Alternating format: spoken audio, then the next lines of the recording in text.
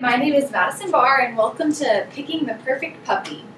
As you came in, I had you fill out a little introduction icebreaker that's going to let me get to know you a little bit better. So thank you for participating in that. And as you can see, I go to UNT, I've owned a puppy, I like to cook, I've been out of the country, and it's nice to see that some of the people in here have some of those same interests. So before we get started, I just want to make sure that you've picked up the handouts that I have, Picking the Perfect Puppy, a questionnaire sheet that's going to help me help you to pick a breed and a puppy that's right for your home, a sheet on places to find your puppy, and this is going to be in the Denton area, although there are a lot of other places in the North Texas region that you can look, and a brief little breed cheat sheet that's going to help you whenever you're deciding what puppy you want from your home, what type of family dog you want.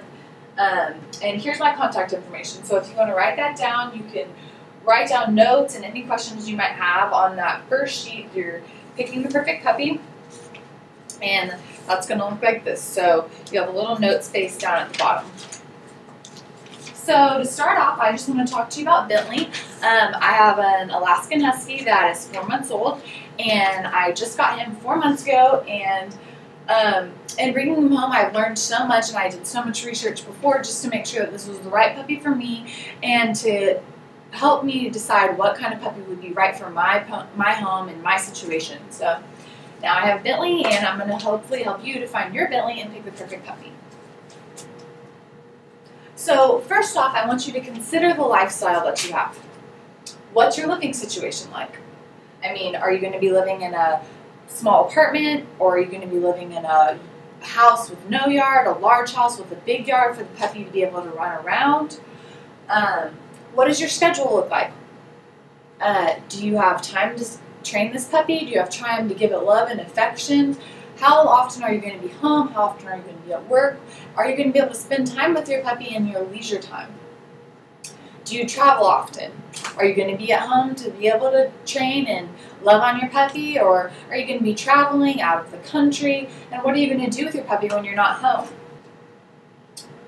What kind of expenses do you have, and are they flexible? This is really important whenever considering a puppy, because you initially think that you can just bring a dog into your home and it won't really make that much of a difference, but it makes a huge difference in your monthly expenses when you consider food, getting a crate, getting training supplies, toys. I mean, it's like taking care of a baby, and you're going to need to know what you're getting into. What kind of family are you? Are you a single couple? Are you a couple? A family with children? What kind of home are you looking for with your puppy? Is it going to get along with other pets you have? Do you have any other pets? These are all some really important lifestyle situations to consider, so that way you know what kind of puppy you want. Are you ready for a puppy?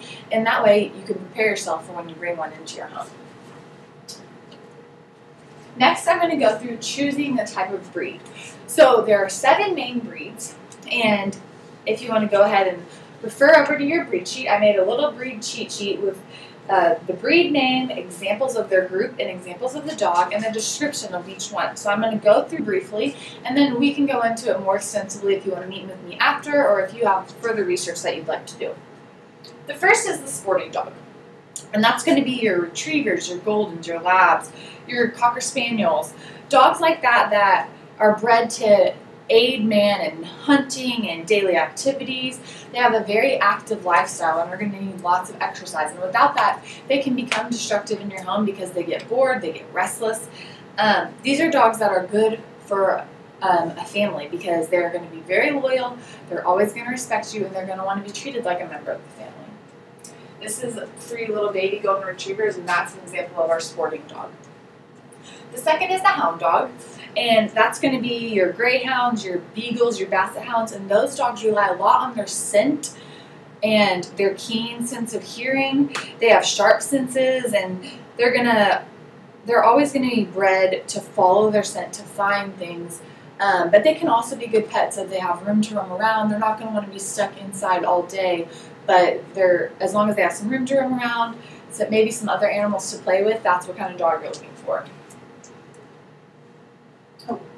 Next, we're going to go to the working dog. And your working dogs, that's the kind of dog I have. Bentley is a Siberian Husky, and he's just one example of the working group. Others might be Great Dane, Saint Bernard, big dogs that are they're gonna vary in personality from group to group, but they like to do specific jobs for humans. These type of dogs normally like the cold weather because they're going to have a thicker coat and protective layering because they are meant to work outside.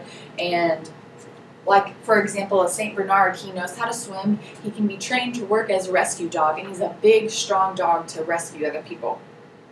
So if you're looking for a guard dog, something like that for your home, that might be the dog for you. Next, we're going to go to the herding dog. And that's going to be your dogs like collies, your Australian cattle dog, and they really are meant to herd other animals, herd cattle, herd sheep, and they're good at taking direction. They're going to be easy to train, they're going to want to be outside, and they're going to want to have something to do. So if you just want a dog that's going to sit there, be adorable, and just be loved on, this probably isn't the kind of dog. They want you to give them tasks, they want to please you. So if you're looking for a work dog, then they can also fall into that group. The next dog we're going to go over is the terrier group, and that's going to be your Jack Russell Terriers, your Bull Terriers, and those dogs are very competitive. If you're looking for a dog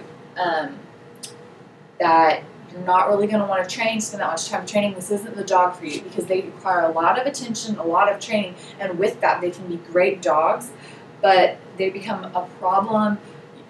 Accidents in the house, tearing things up if they're not trained and they're not given the right attention. Next is the non-sport group. That's going to be your dogs like poodles and bulldogs. They are companions, but you're going to need to look into further, talk to your vet, and look around to just get a sense of their personality because they vary from group to group. But these dogs are companions. If you're an older couple, if you're not really wanting to get any other dogs, this is going to be your animal, this is going to be your friend, and that might be the right dog for you. And the last group is going to be your toy group, and they need very little exercise. And once again, they're good for apartments, small areas, because they don't have to be out running around. They're good for older couples, people that just want something to love on, that's just going to be adorable, because they don't require that you exercise them a lot, though they do need some. But they just want to be loved on. They want your attention. They are also a dog that wants to please. So again, it's good for an older couple that maybe can't move around as much. Maybe for a young child that's just teaching their pet what to do and just wants to have a little cuddle buddy at this point in their life. That's going to be the right dog. So where are you going to find your puppy? I want you to go ahead and refer to the sheet on your desk that is places to find your pup. And you have to keep in mind there are tons of places to find puppies. There's a ton of places to look around in the North Texas area, but this is in Denton, the most common places I found people going to find their pets. So first off, I'm going to go talk about a breeder. Now, I went through a breeder to get Bentley, and I heard it through my friend who had already gotten a husky from the same breeders. She told me, gave me their contact information, I call them, and whenever they had a new breed in, I went and picked them up, paid for them. She gave me their registry papers, which for some people it is important that their dog be registered as a full breed. Now, I wasn't necessarily looking for that, but in Bentley that's what I got. I got a full-bred Alaskan Husky, and it might not be as important to you, but if it is, you're going to want to go to a breeder or some place that can sell you the dog and give you those papers, because you're not necessarily going to find that if you're going from a pound or from a shelter, someplace where the dogs might be just lost or maybe found stray. Which,